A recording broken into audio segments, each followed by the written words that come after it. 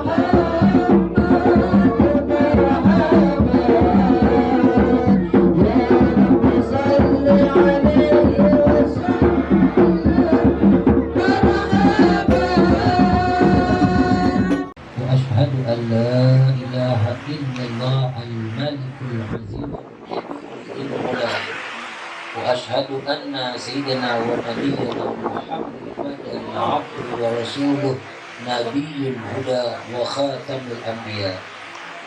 اللهم صل وسلم وبارك على حبيبنا وشفيعنا مولانا محمد أصفى الأصفياء وأزكى الأزكياء وأتقى الأتقياء وعلى آله النجباء وأصحابه الكرماء. أما بعد فقال تعالى إنما يخشى الله من عباده العلماء. وقال النبي صلى الله عليه وسلم اذكروا محاسن موتاكم وكفوا عن مساويهم. Manaqib singkat Al-Allamah Al-Arif Billah Maulana Syekh Muhammad Arsyad bin Abdullah Al-Badiri rahimahullah ta'ala. Maulana Syekh Arsyad adalah seorang ulama ahli syariat, ahli tariqat dan ahli ma'rifat. Maret 1710 Masehi.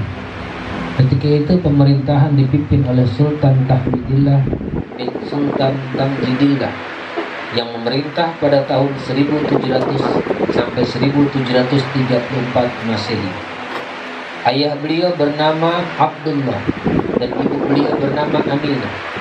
Beliau anak tertua dari 5 bersaudara, Muhammad Arsyad, Zainal Abidin, Diang Panangah dan Nurmi. Masa kecil beliau. Di masa kecil sudah nampak pada pribadi beliau kecerdasan yang melebihi dari anak-anak seusianya. Dalam usia 7 tahun beliau sudah pandai membaca Al-Quran. Begitu pula akhlak budi pekertinya yang halus, santun, tawadhu sudah menjadi tabiatnya, sehingga beliau disukai. Pada suatu saat Sultan Tahmidullah bin Sultan Tamjidillah sedang berkunjung ke kampung Lok Gadang. Sultan melihat hasil lukisan Muhammad Arsyad, terkesan akan lukisan itu, maka Sultan meminta kepada orang tuanya agar anak tersebut sebaiknya tinggal di istana untuk belajar bersama dengan anak-anak dan cucu Sultan. Di istana, Muhammad Arsyad pun menjadi anak yang berakhlak mulia, ramah, penurut dan hormat pada yang lebih tua. Seluruh penghuni istana menyayanginya dengan kasih sayang. Sultan sangat memperhatikan pendidikan Muhammad Arsyad karena Sultan mengharapkan Muhammad Arsyad kelak akan menjadi pemimpin yang alim. Menikah dan menuntut ilmu di Mekah Al-Mukarramah. Beliau mendapat pendidikan penuh di istana hingga usia mencapai 30 tahun. Kemudian beliau dikawinkan dengan seorang perempuan yang salihah yang bernama Tuan Baju. Ketika istrinya mengandung anak yang pertama, terlintaslah di hati Muhammad Arsyad suatu keinginan yang kuat untuk menuntut ilmu di tanah suci Mekah. Maka disampaikanlah hasratnya kepada istri tercinta. Meskipun dengan berat hati, mengingat usia pernikahan mereka yang masih muda, akhirnya sang istri menerima niat suci sang suami dan mendukungnya di dalam meraih cita-cita. Maka setelah mendapat restu dari Sultan, berangkatlah Muhammad Arsyad ke tanah suci untuk mewujudkan cita-citanya. Derayan air mata dan untayan doa pun mengiringi kepergiannya. Di tanah suci, Syekh Muhammad Arsyad mengaji kepada ulama-ulama terkemuka pada masa itu. Di antaranya guru-guru beliau adalah Syekh Athaillah bin Ahmad Al-Bisri, Al-Faqih Syekh Muhammad bin Sulaiman Al-Kurdi, dan Al-Arif Billah Syekh Sayyid Muhammad bin Abdul Karim As-Samman Al-Hasani Al-Madani. Syekh Sayyid Muhammad bin Abdul Karim As-Samman Al-Hasan Al-Madani adalah ilmu tasawuf, di mana di bawah bimbingannya lah Muhammad Arsyad melakukan suluk dan khalwat sehingga mendapat ijazah darinya dengan kedudukan sebagai khalifah mutlak dari sekian ribu murid Syekh Muhammad Samman Al-Madani. Selain itu, guru-guru Syekh Arsyad yang lain seperti Syekh Ahmad bin Abdul Mun'im Ad-Damanuri, Syekh Muhammad Murtada bin Muhammad Az-Zabidi, Syekh Hasan bin Ahmad Al-Yamani, Syekh Salim bin Abdullah Al-Basri, Syekh Siddiq bin Umar Khan, Syekh Abdullah bin Hijazi Asy-Syarqawi, Syekh Abdul Rahman bin Abdul Aziz Al-Maghribi, Syekh Abdul Rahman bin Sulaiman Al-Ahdal, Syekh Abdul Rahman bin Abdul Mubin Al-Fatani, Syekh Abdul Ghani bin Muhammad Hilal, Syekh Abid As-Sindi, Syekh Abdul Wahab Al-Tantawi, Syekh Abdullah Al-Marghani, Syekh Muhammad bin Ahmad Al-Jawhari, dan Syekh Muhammad Zain bin Fakir Jalaluddin Aceh. Selama menuntut ilmu di tanah suci, Syekh Muhammad Arsyad menjalin persahabatan dengan sesama penuntut ilmu seperti Syekh Abdul Samad Al-Palimbani, pengarang kitab Sirus Salikin dan Hidayatus Salikin, Syekh Abdul Rahman Al-Misri Al-Jawi, dan Syekh Abdul Wahab Bugis yang kemudian hari menjadi menantu Syekh Arsyad, sehingga mereka dikenal dengan sebutan empat serangkai dari tanah Jawi. Setelah lebih kurang 35 tahun menuntut ilmu di Makkah dan Madinah, timbullah niat untuk menuntut ilmu ke Mesir. Ketika hal itu disampaikan kepada guru mereka, guru beliau menyarankan agar keempat muridnya pulang ke Indonesia untuk berdakwah ke negerinya masing-masing. Menikahkan anak. Sebelum pulang, keempat sahabat sepakat untuk berhaji kembali ke tanah suci Makkah. Pada saat itu tanpa disangka-sangka, Syekh Arsyad bertemu dengan adik kandungnya yaitu Zainal Abidin bin Abdullah yang sedang menunaikan ibadah haji. Sang adik membawa kabar berita bahwa anak dari Syekh Arsyad yang bernama Fatimah sudah beranjak dewasa, dan sang anak menitipkan cincin kepada adik beliau Haji Zainal Abidin. Melihat hal demikian, tiga sahabat Syekh Muhammad Arsyad masing-masing mengajukan lamaran untuk memperistri anaknya. Setelah berpikir lama dan hasil musyawarah istikharah, Syekh Muhammad Arsyad memutuskan untuk mengundi lamaran yang akan diterima. Hasil pengundian ternyata lamaran jatuh pada Syekh Abdul Wahab Bugis yang diterima. Untuk itu diadakanlah ijab kabul pernikahan antara Syekh Abdul Wahab Bugis dengan Fatimah binti Syekh Arsyad, yang dinikahkan langsung oleh Syekh Arsyad sambil disaksikan dua sahabat lainnya. Membetulkan arah kiblat masjid, maka bertolaklah keempat putra Nusantara ini menuju kampung halaman, memasuki wilayah Nusantara. Mula-mula mereka singgah di Sumatera, yaitu Palembang, kampung halaman Syekh Abdul Samad Al-Palimbani. Kemudian perjalanan dilanjutkan menuju Betawi, yaitu kampung halaman Syekh Abdul Rahman Al-Misri, yang makam beliau berada di Masjid Jembatan 5. Selama di Betawi, Syekh Muhammad Arsyad diminta menetap sebentar untuk mengajarkan ilmu agama dengan masyarakat Betawi. Salah satu peristiwa penting selama di Betawi adalah ketika Syekh Muhammad Arsyad membetulkan arah kiblat Masjid Jembatan 5, Masjid Luar Batang, dan Masjid Pekojan. Untuk mengenang peristiwa tersebut, masyarakat sekitar Masjid Jembatan 5 menuliskan di atas batu di dalam aksara Arab Melayu atau tulisan Jawi yang bertuliskan bahwa kiblat masjid ini telah diputar ke kanan sekitar 25 derajat oleh Syekh Muhammad Arsyad Al-Banjari pada tanggal 4 Safar 1186 Hijriah. Setelah 2 bulan berada di Betawi, maka Arsyad dan Syekh Abdul Wahab Bugis serta adik beliau Haji Zainal Abidin berlayar menuju kampung halaman tempat kampung Banjar. Tiba di kampung halaman pada bulan Ramadan tahun 1186 Hijriah, bertepatan tahun 1772 Masehi, sampailah Muhammad Arsyad di kampung halamannya Martapura, pusat Kesultanan Banjar pada masa itu. Setibanya di kampung halaman, ternyata raja yang sangat arif yang banyak membantu Muhammad Arsyad telah wafat dan digantikan oleh anak beliau, yaitu Sultan Tahmidullah II bin Sultan Tamjidillah I. Sultan Tahmidullah II menyambut kedatangan Muhammad Arsyad dan rombongan dengan upacara adat kebesaran. Segenap rakyat pun mengeluhkan sebagai seorang ulama matahari agama yang cahayanya diharapkan menyinari seluruh Kesultanan Banjar. Aktivitas beliau sepulangnya dari Tanah Suci dicurahkan untuk menyebarluaskan ilmu pengetahuan yang diperolehnya, baik kepada keluarga, kerabat, ataupun masyarakat pada umumnya. Bahkan Sultan pun termasuk salah satu muridnya, sehingga jadilah dia raja yang alim lagi wara. Hubungan dengan Kesultanan Banjar, Sultan Tahmidullah II yang pada ketika itu memerintah Kesultanan Banjar sangat menaruh perhatian terhadap perkembangan serta kemajuan agama Islam di kerajaannya.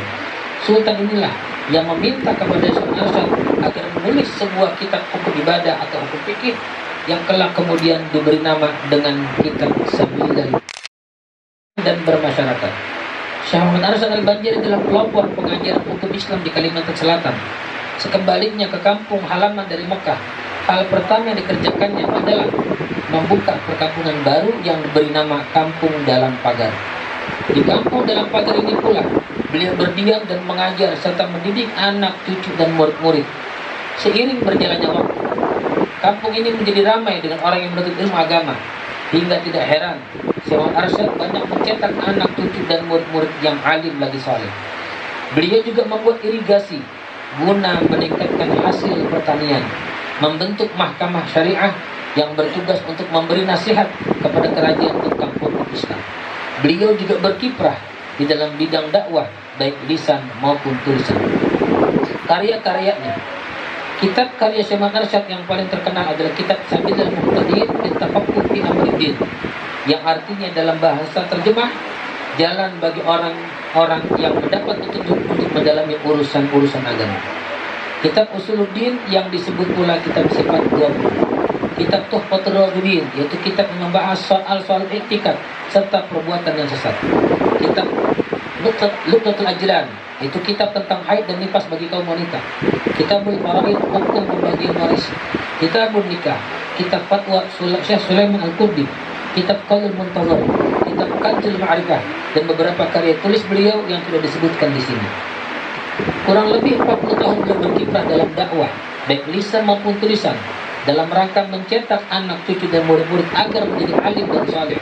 Maka pada hari Kamis pukul 18.30 sore antara Maghrib dan Isya tanggal 6 Syawal 1227 Hijriah, bertepatan tahun 1812 Masehi, Syekh Muhammad Arsyad berpulang ke rahmatullah dalam usia 105 tahun dan dimakamkan di desa Kalampayan. Semenjak itu beliau lebih dikenal dengan sebutan Datuk Kalampayan. Rabbi fanfa'na bi barakatih wa ahdina husna bi hurmatih wa amitna fi tariqatihim wa mu'afati minal fitani wa sallallahu alaihi wasallam Muhammadin wa alihi wa sallam walhamdulillahi alamin. Assalamualaikum warahmatullahi wabarakatuh.